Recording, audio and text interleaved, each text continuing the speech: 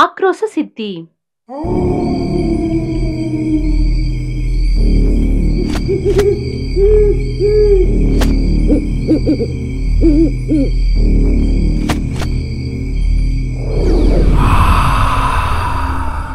చడి చప్పుడు లేకుండా ప్రశాంతంగా ఉన్న ఈ గ్రామం పేరు బుర్రెపాలెం. ఒకరోజు ఆ ఊరి సర్పంచ్ కొంతమంది గ్రామస్తులతో కలిసి ఊరి పొలిమేర వద్ద ఎవరి కోసమో ఎదురు చూస్తున్నారు.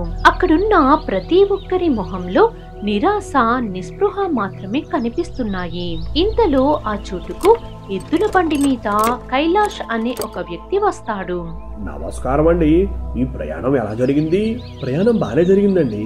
బాబు, మీరే ఎలాగైనా మమ్మల్ని కాపాడాలి, లేదంటే రోగాలతో మేమంతా చనిపోయేలా ఉన్నాం. మీరే కంగారు పడకండి తాత. ముందైతే సమస్య ఏంటో తెలుసుకొని ఆ తర్వాత దానికి పరిష్కారం గురించి ఆలోచిద్దాం. కైలాష్ గ్రామస్తులతో కలిసి ఊర్లోకి బయలుదేరుతాడు. అలా నడుస్తున్న సమయంలో కొంతమంది రూపురేఖలు విచిత్రంగా ఉంటాయి. కొంతమందికి ఏనుగు చెవులు లాంటి చాట చెవులు, ఇంకొంతమందికి తల మీద కొమ్ములు లాంటివి, మరికొంతమందికి పాము లాంటి పులిసిన చర్మం ఉంటాయి. ఊర్లో ఇలాంటి పరిస్థితులు నెలకొనడంతో ఆయుర్వేద విద్యలో ఘనుడైన కైలాష్ ను గ్రామస్తులు పిలిపించారు. నీ పేరేంటి తల్లి? నా పేరు లిల్లీ. నీ పేరు చాలా బాగుంది. ఇప్పుడు నీకు ఒంట్లో ఎలా ఉంటుంది? అసలు ఏం బాలేదండి. నాకు రోజంతా చాలా నొప్పిగా ఉంటుంది. కానీ మా అమ్మని అడిగితే తగ్గిపోతుందిలే అంటుంది. మీ అమ్మ చెప్పింది నిజమే తల్లి. నేను వచ్చాను కదా, నీకు తగ్గేలా నేను చూసుకుంటా. సర్పంచ్ గారు, నేను కొన్ని రోజుల పాటు ఈ ఊర్లోనే ఉండాలనుకుంటున్నాను. సరేనండి, అందుకు నేను ఏర్పాట్లు చేస్తాను. మీరు మాత్రం మా సమస్యకు త్వరలో ఒక ముగింపు పలకండి. బుర్రెపాలెంలో పరిస్థితులు ఇలా ఉండగా క్రీతు అను ప్రాంతంలో విరోధి ఒక అరుదైన మొక్క కోసం వెతుకుతున్నాడు. ఆ చోటు చూడడానికి ఒక కొత్త ప్రపంచంలాగా ఉంటుంది. అలా విరోధి మొక్క కోసం వెతుకుతున్న సమయంలో ఒక పెద్ద విహంగి పక్షి వచ్చి విరోధిని ఎత్తుకుపోతుంది. నిజానికి ఈ క్రీతు చోటుకు ఆ పక్షి ఒక కాపలాగా ఉంటుంది. ఆ తర్వాత విహంగి మరుగుతున్న ఒక కొలనులోనికి విరోధిని పడేస్తుంది. కొద్ది సమయం గడిచాక కొలను నుండి విరోధి బయటకు వస్తాడు. ఆ సమయంలో తన శక్తి విహీనమైనట్టు విరోధికి అర్థమవుతుంది. అధీరా, నాలో హఠాత్తుగా శక్తి విహీనమవడానికి కారణమేమిటి? ఆ క్రేతు ప్రాంతంలో ఉండే జలం కారణంగా నీకు ఈ పరిస్థితి వచ్చింది విరోధి. మరిప్పుడు నా మునుపటి శక్తులను పుంజుకోవడం ఎలా అధీరా? అప్పుడు అధీరా పరిష్కార మార్గం గురించి ఆలోచించి విరోధితో మాట్లాడుతాడు. బుర్రెపాలెం అనే గ్రామంలో కపోలి అనే పేరుతో పిలువబడే ఒక వ్యక్తి ఉంటాడు. నువ్వు అతన్ని కలిస్తే ఏదైనా పరిష్కార మార్గం దొరుకుతుంది. ఆ కపోలి ఎవరు అధీరా?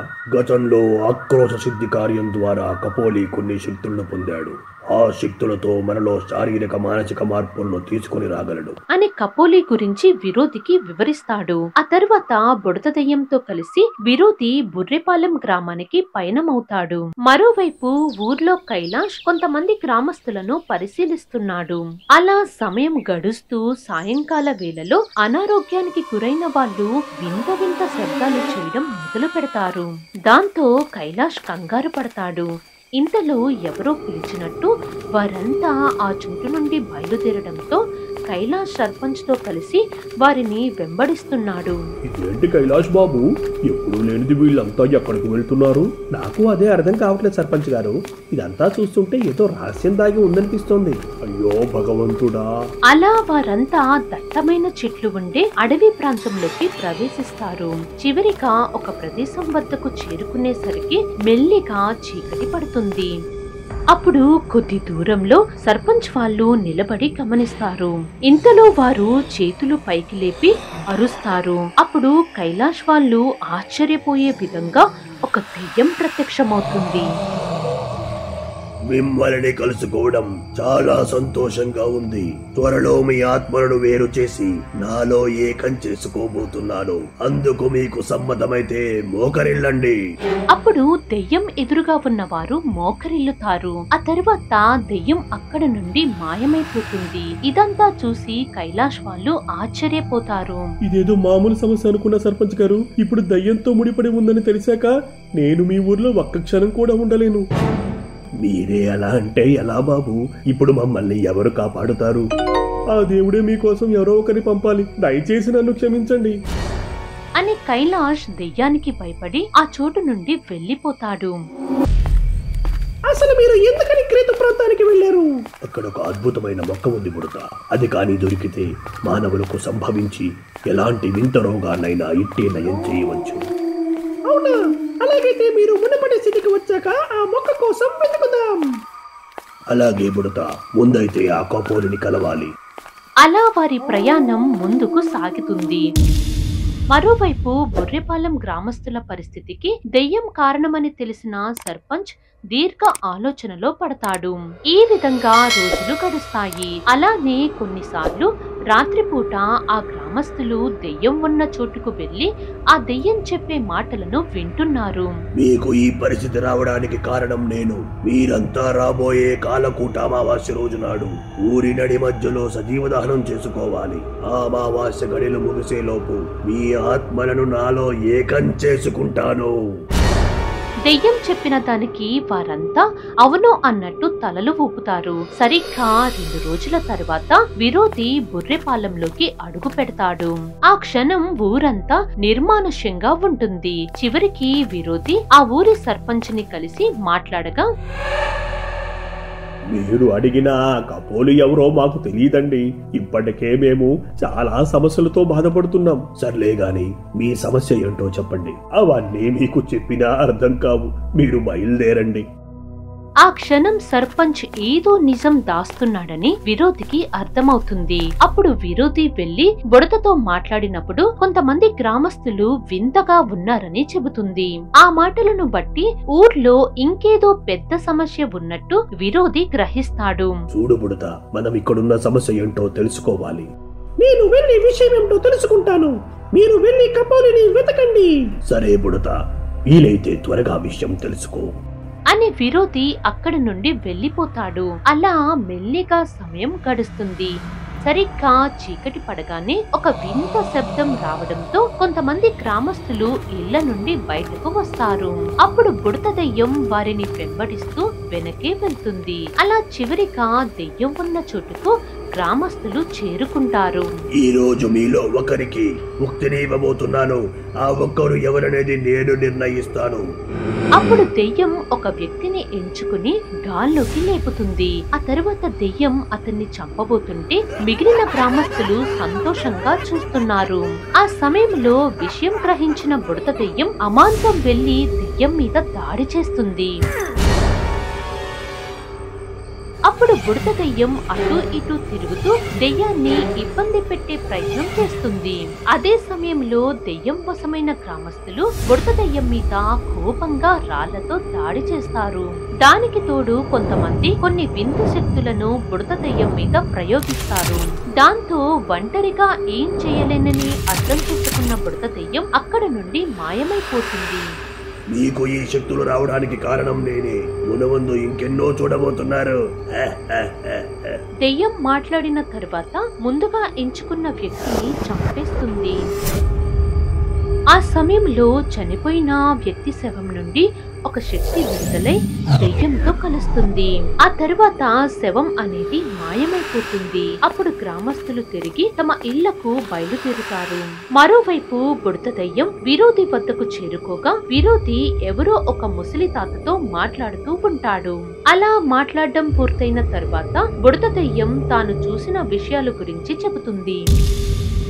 ఆ దయ్యం చాలా శక్తివంతంగా ఉంది. నేను ఏమాత్రం పట్టుకోలేకపోయాను.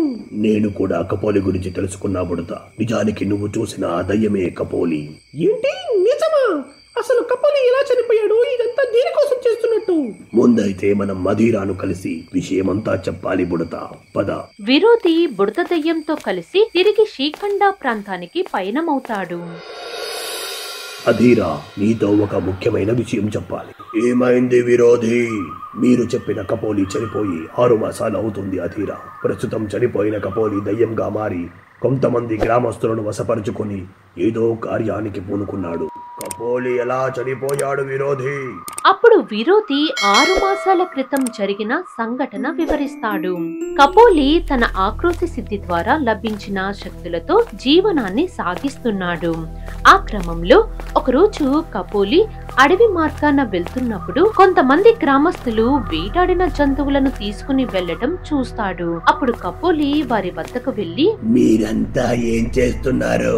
అదేం లేదు కపోలి, ఈ మధ్య మార్కెట్లో జంతువులకు మంచి ధర పలుకుతుంది. అందుకని వాటిని వేలాడి చంపుతున్నారా? అది మీకు తప్పు అనిపించడం లేదా? తప్పప్పుల గురించి నువ్వు మాట్లాడుతున్నావేంటి కపోలి? మాకు బోలెడు పనులున్నాయి, అడ్డు తప్పుకో. కపోలి ఎన్నో ఏళ్ల నుండి వారితో కలిసి ఉండడం వల్ల తనని ఏమాత్రం పట్టించుకోకుండా వెళ్లిపోతారు. ఒకవేళ ఎవరైనా తీరని సమస్యతో బాధపడుతుంటే కపోలి తన శక్తులతో పరిష్కారం చూపేవాడు. అదే విధంగా ప్రతి పౌర్ణమి రోజు నాడు అన్ని పనులు పక్కన పెట్టి ఎత్తైన కొండ మీద రోజంతా ధ్యానంలో ఉండడం అలవాటు. దాని కారణంగా పౌర్ణమి గడియలు ముగిసే సమయానికి తనలో ఒక ఉత్తేజం వస్తుంది. ఒకరోజు క్రోధామి భక్తురాలైన మాంత్రికురాలు అనుకోని అతిథిగా బుర్రెపాలెం గ్రామంలోకి అడుగు పెడుతుంది. ఆమె రాకతో ప్రజలు గుమ్మిగూడుతారు. ఎవరవ్వా నువ్వు? ఈ ఊర్లో నీకు తెలిసిన వాళ్ళు ఎవరైనా ఉన్నారా ఏంటి? నేను కపోలి అను వ్యక్తిని కలవాలనుకుంటున్నా. అతను ఎక్కడున్నాడు? కపోలి కోసం వచ్చారా? పదండి, నేను అతని వద్దకు తీసుకెళ్తాను అని మాంత్రికురాలిని కపోలి వద్దకు తీసుకుని వెళ్తాడు. ఆ సమయంలో మాంత్రికురాలిని చూసిన కపోలి ఒక క్షణం ఆలోచించి, మీరే కదా క్రోధామి భక్తురాలు గోరి?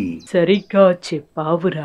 నేను నిన్ను కలుసుకోవడం నీ అదృష్టంగా భావించుకోవాలి. ఇంతకీ మీరు వచ్చిన విషయం ఏమిటో చెప్తారా? నువ్వు నాతో చేతులు కలిపితే ఆ అధీరా వాళ్ళని తేలికగా ఎదిరించవచ్చు కపోలి.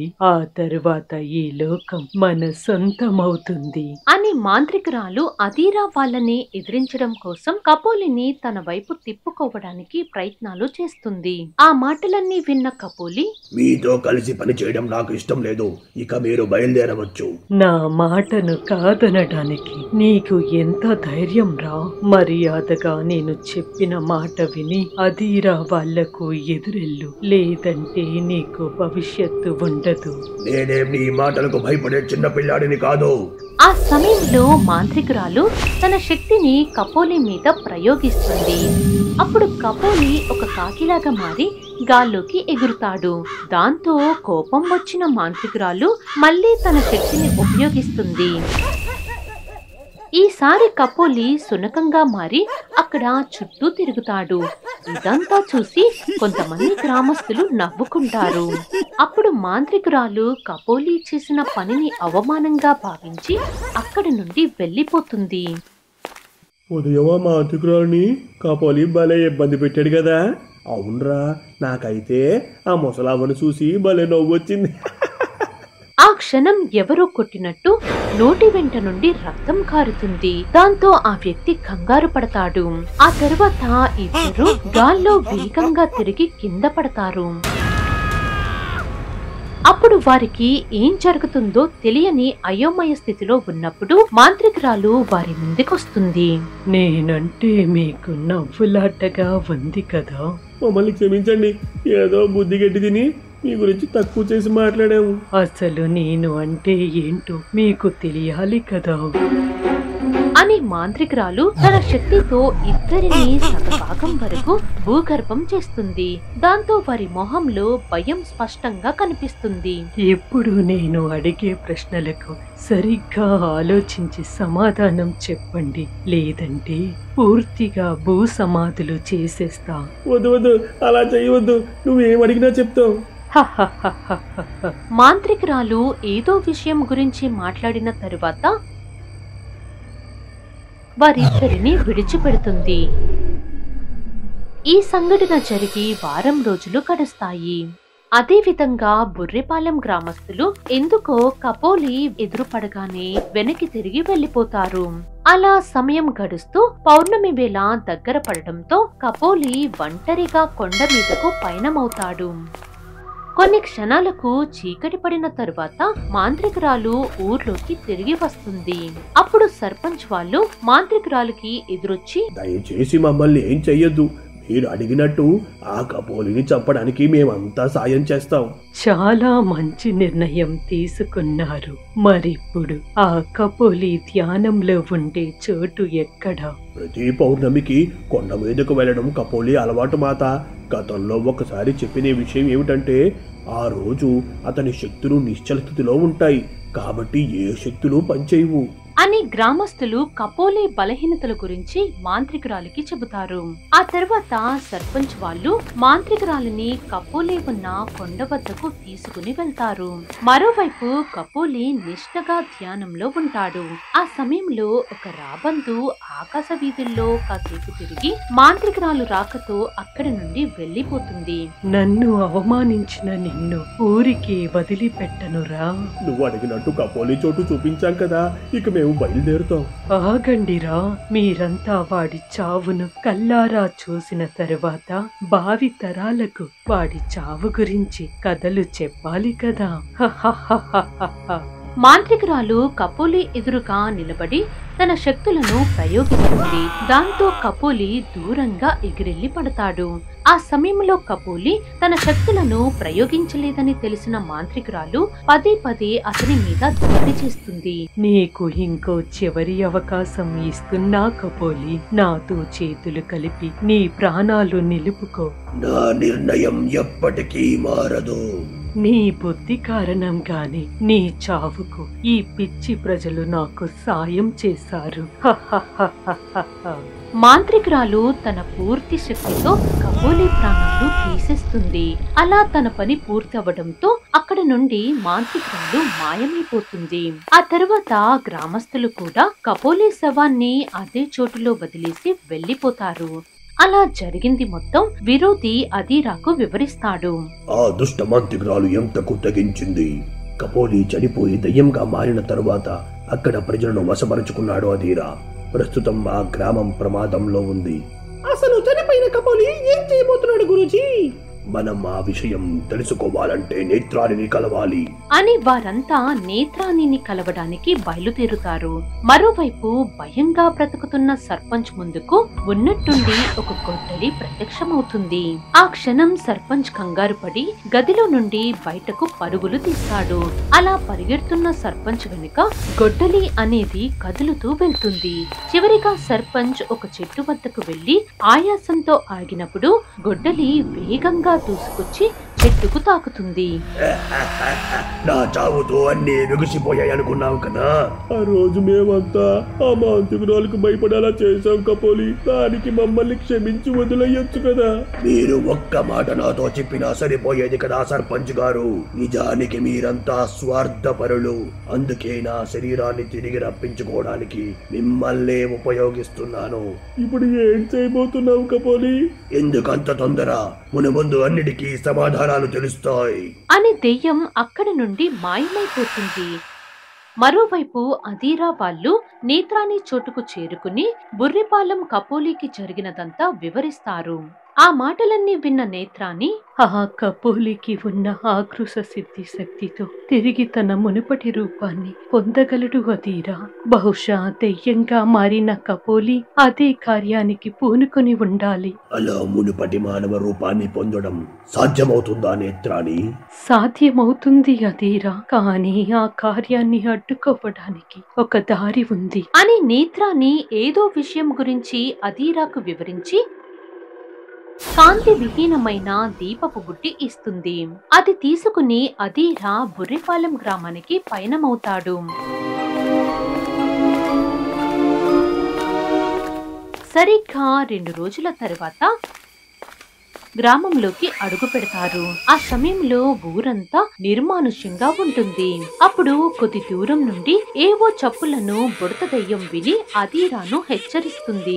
ఆ తరువాత అధీరా వాళ్ళు అటువైపుగా అడుగులు వేస్తూ వెళ్ళగా వారంతా దెయ్యం ఉన్న చోటుకు చేరుకుంటారు. నేను చెప్పే మాటలను మాత్రమే శ్రద్ధగా వినండి.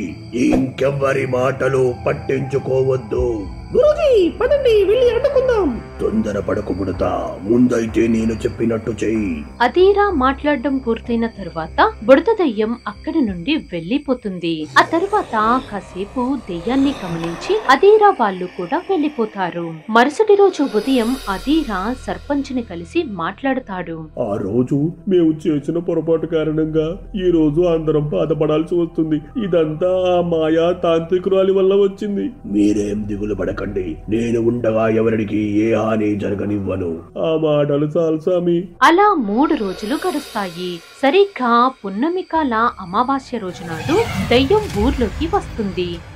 ఆ సమయంలో ప్రయాణిస్తూ ముందుకు వెళ్తున్న దెయ్యాన్ని అధీరా వచ్చి అడ్డగిస్తాడు. అప్పుడు కోపంగా ఉన్న దెయ్యం తన ఎదురుగా ఉన్నది అధీరా అని గుర్తించి, అధీరా, నన్ను అడ్డుకోవాలని చూడకు. ఈ ప్రజలు స్వార్థపరులు. ఒకసారి నా మాట వినుకపోలి. ఈ జనం మాంత్రికురాలికి భయపడి ఆ రోజు అలా చేశారు. కాబట్టి నువ్వు శాంతించు. నా స్థానంలో నువ్వు ఉంటే ఏం చేస్తావు అధీరా? నీ కోపం నాకు అర్థమవుతుంది కపోలి. కానీ ఈ ప్రజలను చంపి నువ్వు తిరిగి మానవ శరీరం పొందాలనుకోవడం సరైన ఆలోచన కాదు. ఇక నీ ఉపన్యాసాలు కట్టిపెట్టు అధీరా. దెయ్యం కోపంగా అధీరా మీద దాడి చేస్తుంది. ఆ సమయంలో అధీరా ఇద్దరుగా వేరై దెయ్యాన్ని అయోమయానికి గురిచేస్తాడు.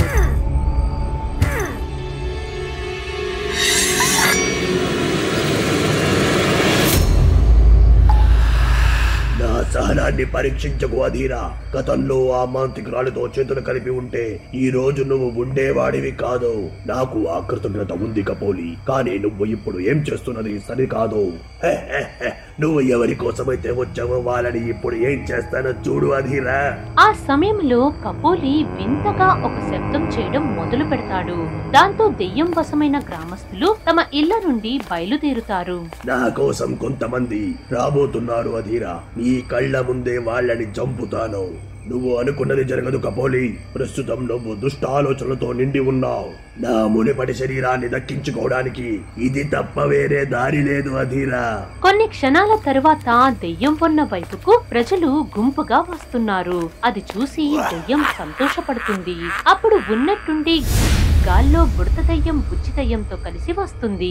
ఆ తర్వాత ఒక ఉచ్చును ప్రజల మీద ప్రయోగించడంతో వారు అందులో చిక్కుకుంటారు. అదే విధంగా చెరోవైపు ఉచ్చును పట్టుకుని ప్రజలను ముందుకు వెళ్లకుండా ఆపుతాయి. అది చూసి దెయ్యం ఆశ్చర్యపోతుంది. అసలు నువ్వేం చేస్తున్నావు? నీ ఎత్తుగడను ముందుగా అధీరా గ్రహించాడు కపోలి. అలాగైతే నువ్వు నన్ను అంతం చేయబోతున్నావా? నిన్ను అంతం చేయడం నా ఉద్దేశం కాదు కపోలి. ప్రస్తుతం నీ ఆత్మకు శాంతి కలిగించాలని చూస్తున్నాను అని అధీరా కాంతి విహీన దీపం పట్టుకుని మంత్రం చదవక అది వెలుగుతుంది. ఆ సమయంలో అధీరా దీపం పట్టుకుని దెయ్యం వైపు అడుగులు వేస్తాడు. ఆ తరువాత దీపపు వెలుగు ప్రభావం అనేది దెయ్యం మీద పడినప్పుడు దుష్టక్రియ శక్తులు అనేవి బయటకు విడుదలై గాల్లో కలిసిపోతాయి. మరోవైపు దెయ్యం వశమైన ప్రజలు ఒక్కొక్కరిగా అందులో నుండి బయటపడుతున్నారు. చివరిగా ఎప్పుడైతే దీపం ఆరిపోతుందో దెయ్యంగా ఉన్న కపోలి శాంతిస్తాడు. నన్ను ఈ స్థితికి తీసుకొచ్చిన మాంత్రికురాలికి వదిలిపెట్టొద్దు అధీరా. ఈ చావుకు తప్పక బదులు తీర్చుకుంటాను కపోలి. అలాగే నువ్వు లోకాన్ని విడిచి వెళ్లే ముందు ఒక సాయం చెయ్యాలి. ఏంటో చెప్పు అధీరా. ఆ సమయంలో విరోధి సమస్య గురించి చెప్పినప్పుడు దెయ్యం వెళ్లి విరోధి చేతికర్రను తీసుకుంటుంది. అప్పుడు ఏదో శక్తి అనేది చేతికర్రలోకి ప్రవేశించడంతో అది తిరిగి విరోధికి అందిస్తుంది. దాంతో విరోధి కోల్పోయిన శక్తులు అనేవి తిరిగి మళ్లీ వస్తాయి. ఆ తర్వాత దెయ్యం లోకాన్ని విడిచి వెళ్లిపోతుంది. దాంతో తమ ప్రాణాలు కాపాడినందుకు గ్రామస్తులు అధీరా వాళ్ళకి కృతజ్ఞతలు చెబుతారు. ఇక ఏ సమస్య ఉండదు, జాగ్రత్తగా ఉండండి. అధీరా వాళ్ళు తిరిగి తమ చోట్లకు పయనమవుతారు. నేను అడగగానే సాయం చేయడానికి వచ్చావు, చాలా సంతోషం బుజ్జి. నా భర్త సాయం అడిగితే రాకుండా ఉంటానా? మనం ఎప్పటికీ ఇలాగే కలిసి మెలిసి ఉండాలి బుజ్జి. అలాగే భర్త.